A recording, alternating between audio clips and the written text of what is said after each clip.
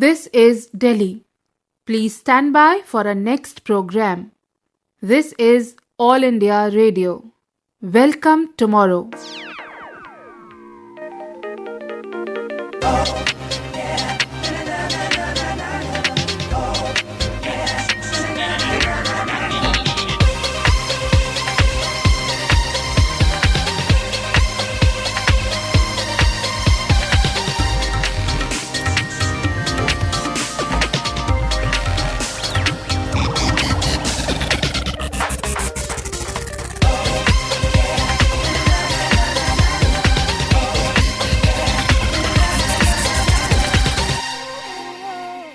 All India Radio, in collaboration with Vigyan Prasar, presents the science serial Welcome Tomorrow, based on myriad facets of artificial intelligence. Time now to listen to the 29th episode entitled Artificial Intelligence in Ancient Treatises. Friends, in the last episode of the radio serial Welcome Tomorrow, we heard that although the idea of artificial intelligence is a relatively new one, it is a matter of coincidence that the imagination of the authors of our ancient texts seem to have paralleled or matched what is today called machines with artificial intelligence. There is no debating the fact that such machines never existed in ancient times. However, imagination knows no bounds, and the flights of imagination of these ancient writers certainly allowed them to write about what can be interpreted to be similar creations. There is also no doubt there is no relationship between their imagination and the way AI-empowered machines subsequently developed in modern times. These two have no connection whatsoever. However, a simple study of these magnificent flights of imagination juxtaposed against the developments of today is certainly a source of entertainment. In the last episode, we discussed about Yoga Vashisht, a treatise written by Maharshi Valmiki. We introduced you to the mechanical warriors Dam, Val and Kat, as well as the demoness named Karkati. However, it seems that there are others who should be added to the list. Let us then explore other ancient epics to identify the situations wherein devices that could be said to mimic the AI machines of today may be found. So, pack your scientific perspective, give up preconceived ideas, and join us on a journey of amazing imagination. On this journey, how can we leave Rishi and Sarika behind? Their father will come along as well. Let's go!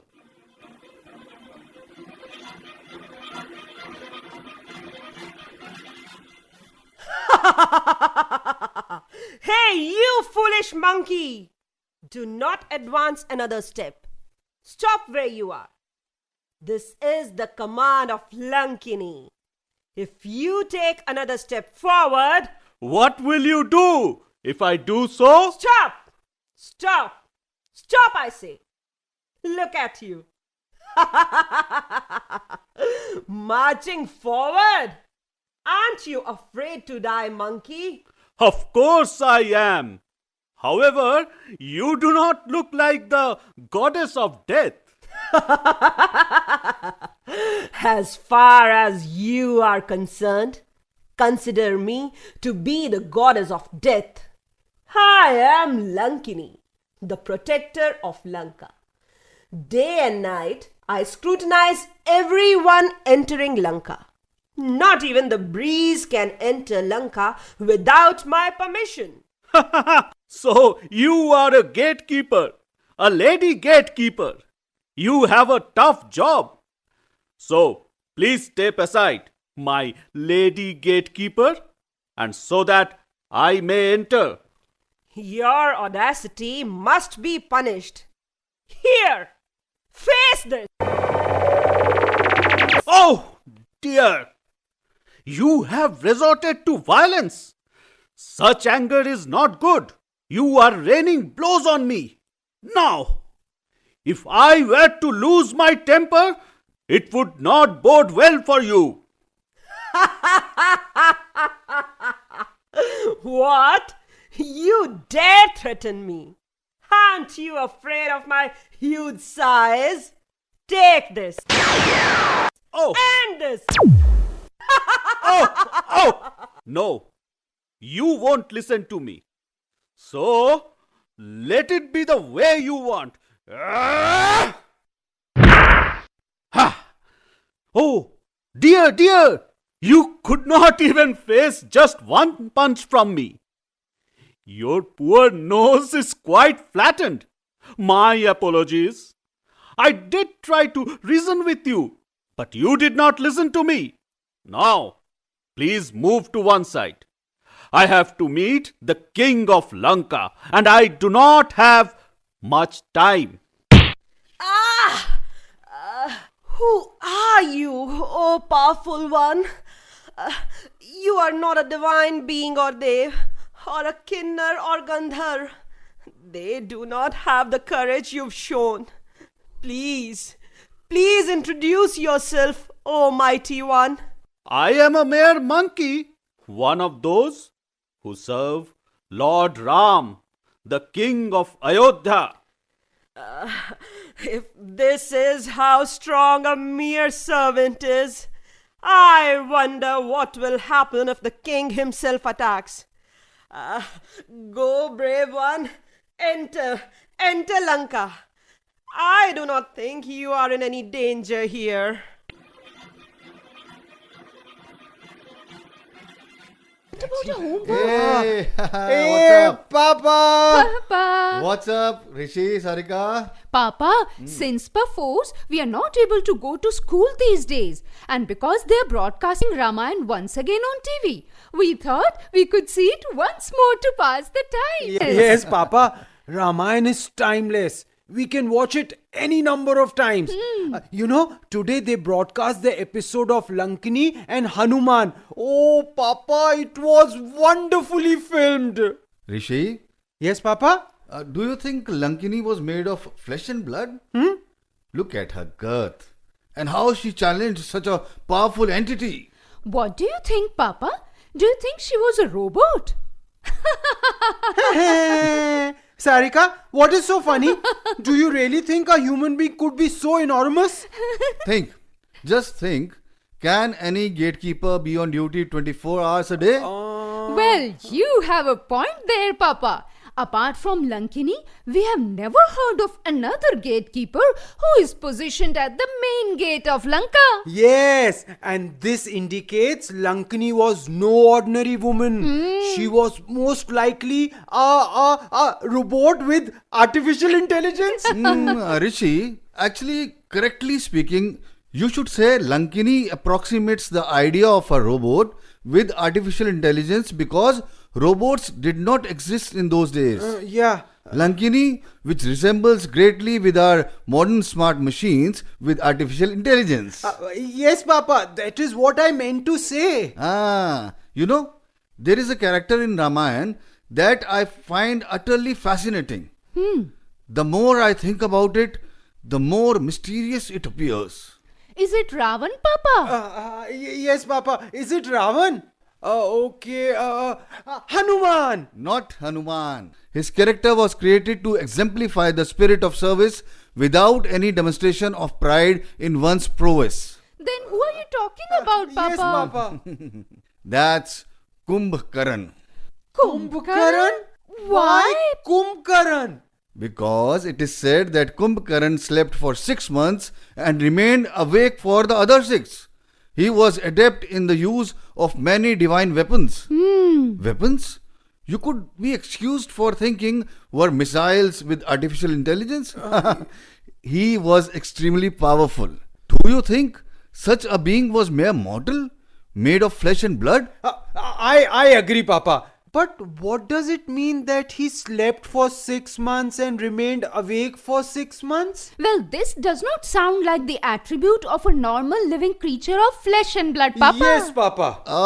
Actually, I think the creativity of the writer was limited to giving it human characteristics since such machines did not exist in those days. What do you mean, Papa? See, when a person works very hard, exhaustion sets in. Okay. Yes, The person needs to rest just as long correct. to get back to normal levels of energy again. Like we work during the day and refresh ourselves by sleeping through the night. Correct, yes. Like manual laborers go to sleep almost as soon as night falls and sleep deeply till daybreak because they work hard during the day, right, Papa? Right. Rishi, the more you labor, the more sleep you need to refresh yourself. Thus, the creator of Ramayana must have reasoned that if someone works tirelessly for 6 months, then that person will surely need 6 months of sleep to be refreshed. Machines, of course, do not need such prolonged periods of rest. Oh, maybe there was this gigantic robot that was exorbitant to maintain. And so they inactivated it for 6 months at a time. I mean, that it is what I thought when I heard about its diet. Or maybe its parts gone worn out after 6 months of constant use and repairing it took 6 months. Isn't it? No. I don't think anything like this ever happened. How can you be so certain, Papa? See, this is because there were no machines like this in those days. Oh. Now, since such machines never existed, what is the point of talking about worn out parts and maintenance? Papa, that is because in our times we do have machines like these. So it is natural that we should project forward based on those. Papa, is there any other character described in Ramayana that you like? Yes, of course. Bali. Bali. Yes, Bali, Sugriev's elder brother. I find this character somewhat strange. He does not seem to fit the description of a creature made of flesh and blood. Why so, Papa? Because it is written in the Ramayana that half the power of any adversary would be assimilated by Bali. That is why Lord Ram hid behind trees and then shot him. I think I must thank the producer of the TV serial on the Ramayana. At least it gives you the opportunity to learn the finer points of the Ramayana. Now think, can you think about any creature that can assimilate the half of the power of any creature facing it in a challenge? No, Papa. The writer of the Ramayana has described phenomena that is yet to happen. Oh. It is still in the future, like the nascent technology of the wireless transmission of electricity. Papa, you mean that someday in the future we may have machines capable of accepting or attracting power from another machine without the need of wires? Absolutely, Rishi. Currently, the technology is at an experimental stage. However, someday it may be available universally. Oh, that means the writer of the Ramayana actually thought about a technology like this. No. That would not be an accurate way of stating it. Then? It is better to say that, to a large extent, a technology being developed today. He would not have the faintest inkling of this possibility while he was giving full flight to his writing. He needed to imbibe Bali with immortality to make him invincible. Oh. I am honestly confused, Papa. Should I congratulate the writer of the Ramayana on his powers that led him to describe what can only be said to be machines with artificial intelligence? Or should I credit you for your scientific perspective that led you to spot the similarities? Both, bhaiya.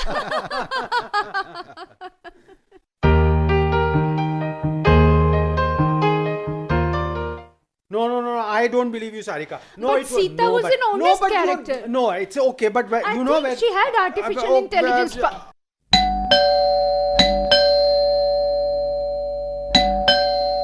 Oh, Sarika. Looks like Papa is back. Oh. Go open the door. Okay. You lazy lump. You will never do anything in life. Go and open the door. Huh. Papa. Hello, guys. How are you, Papa? Very well. You see, I've been waiting for you so long. Why? Have you cooked up any surprise for me? Huh? Papa, do you think she will cook something? She doesn't even lift a finger. If a fly sits on her face, she calls me to drive it away. She will cook. Papa is a liar. As if Rishi slaves all day over housework. Of course I. Oh, stop it now. Stop it, you. But tell me, Sarika, Yes, Papa? why were you waiting for me? Papa, they are rebroadcasting an old serial on TV these days.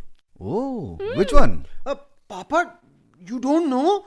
It is the Mahabharat. Okay. Papa, today we saw a character called Ghatotkach. Yes. Yes. He was the son of the great Bhim, one of the Pandavas, and his demoness wife Hidimba. He was bald when he was born. His forehead resembled that of an elephant. Elephant? Yes. It looked like the ancient percussion instrument called Ghat, a fact that gave him the name Ghatotkach. Ooh. The word Utkach in Sanskrit means hairless or bald. Interesting. From the descriptions in the Mahabharata, we know he was quite large. He had magical powers that allowed him to assume an enormous size.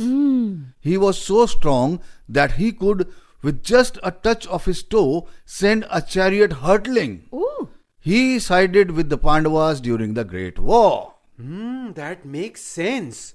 Papa, since he was the eldest son in the next generation of the Pandavas. True.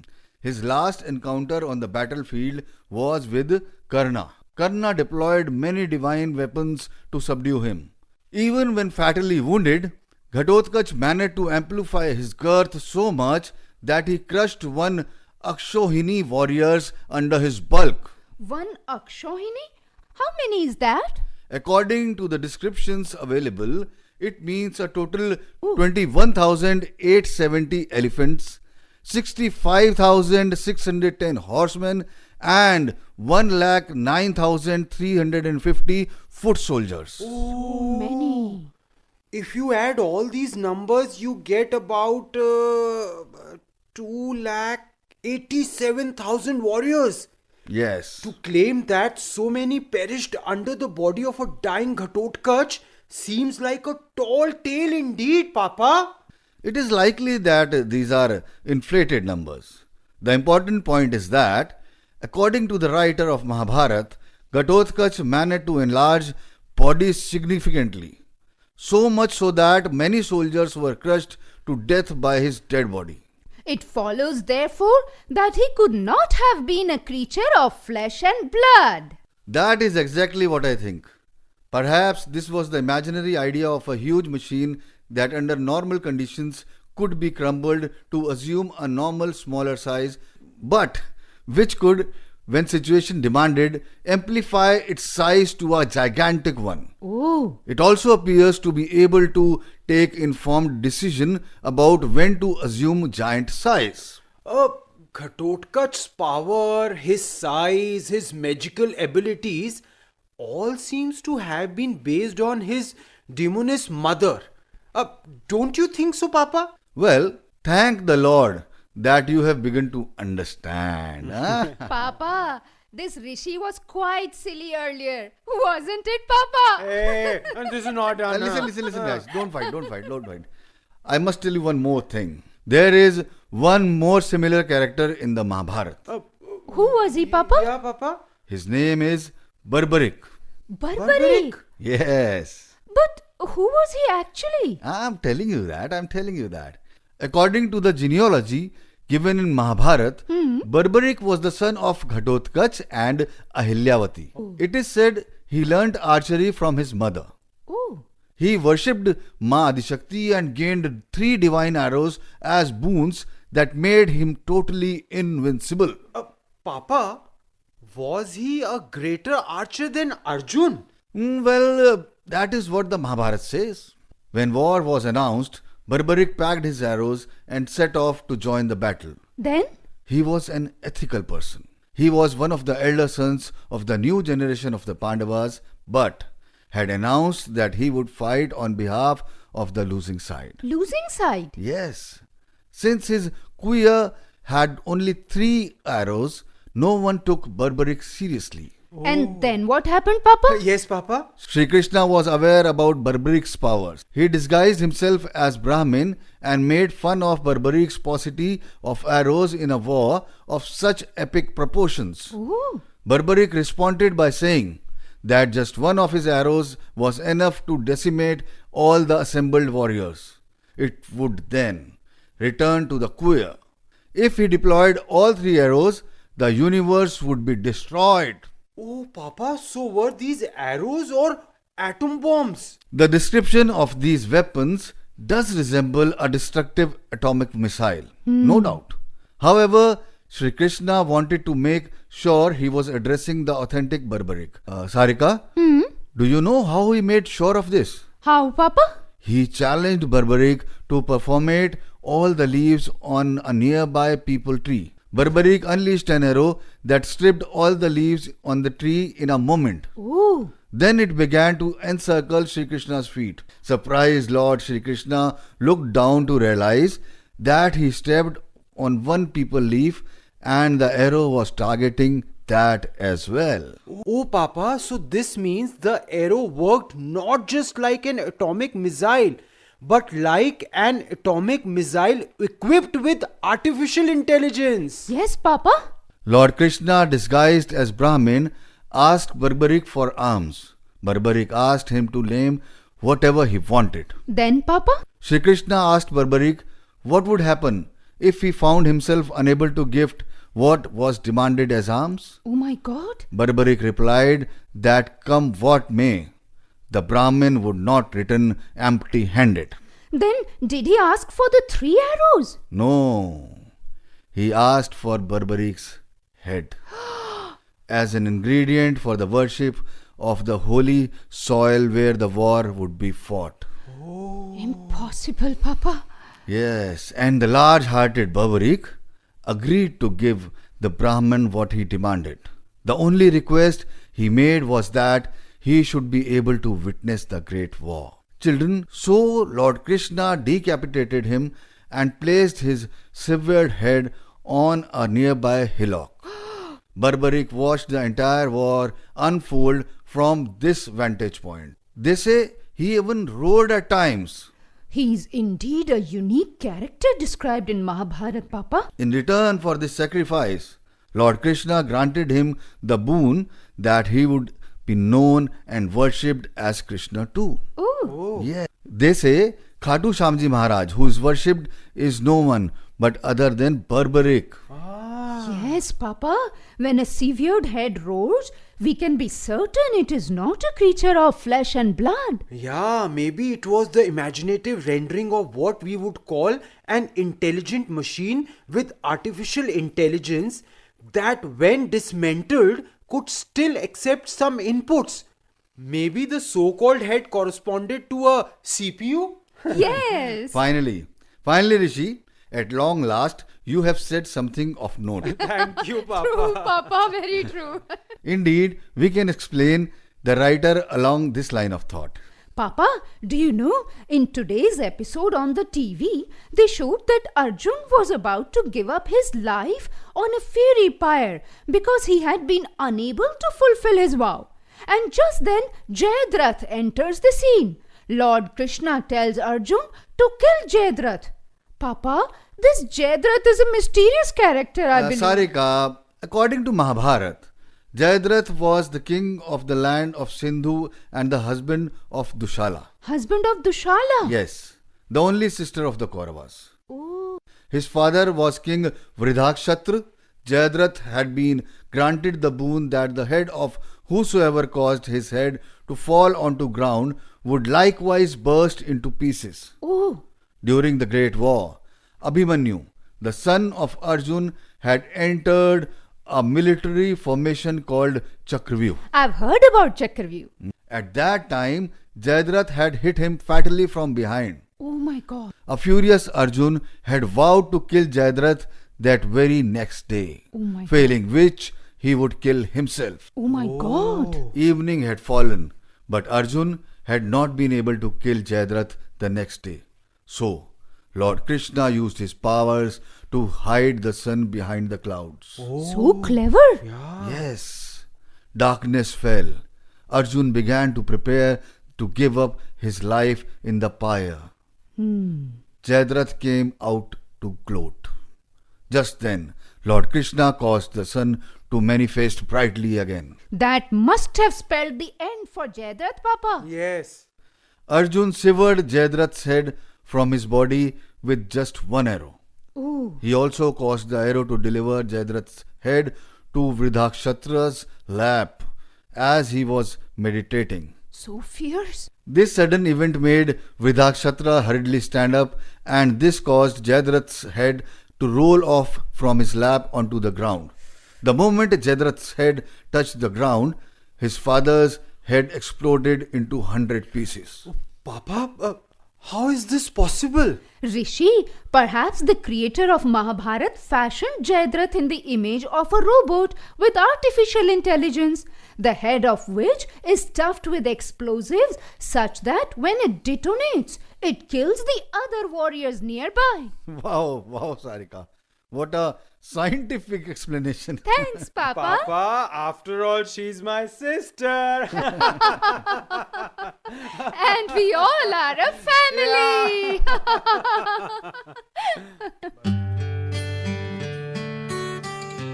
Friends, in this episode of the radio serial Welcome Tomorrow, you have heard the imaginative tales related in the epics Ramayana and Mahabharata.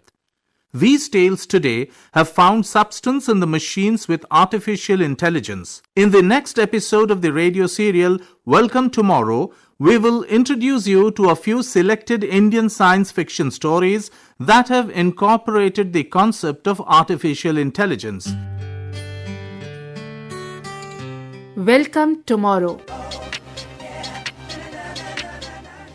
You were listening to the 29th episode of the science serial produced by All India Radio in collaboration with Vigyan Prasar. The title of the episode was Artificial Intelligence in Ancient Treatises. This episode was scripted by Dr. Arvind Dube. Translation Sukanya Datta. Concept and coordination Dr. Nakul Parashar and Dr. Beerendra Kumar Tyagi. The episode was directed by Pankajpati Pathak.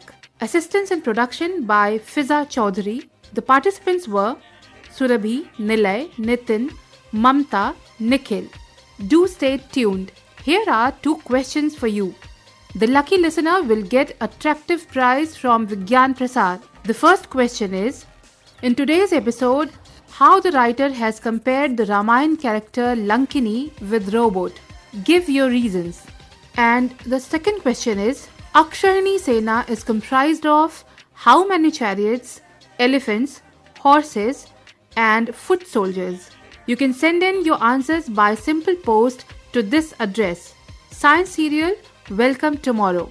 Vigyan Prasar, A50, Institutional Area, Sector 62, Noida 201309. You can also write to us on our email ID radio@vigyanprasar.gov.in. Do write your full name and address along with the answers. And yes, if you send us any question which gets included in our program, you will get a prize from Vigyan Prasar for that too. So, do not hesitate to write to us, even if it is a simple query. We will be back again with our next episode of the science serial Welcome Tomorrow, same day, same time next week.